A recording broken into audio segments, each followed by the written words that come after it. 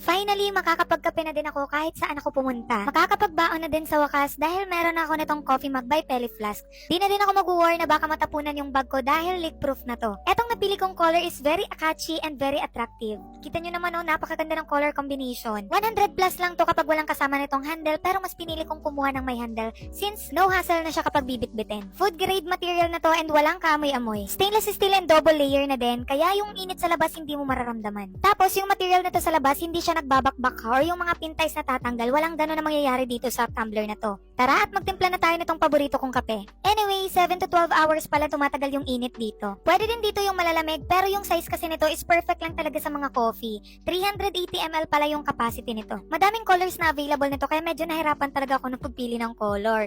Pero sa huli, eto pa din talaga yung pinili ko kasi tingnan nyo naman, sabi ko nga kanina, very eye-catchy and very attractive siya. And eto na nga, the moment of truth. O, diba? Leak proof. Kahit isang patak walang nahulog, be. Leak proof na leak proof yan. Bet mo din, bili ka na, dali.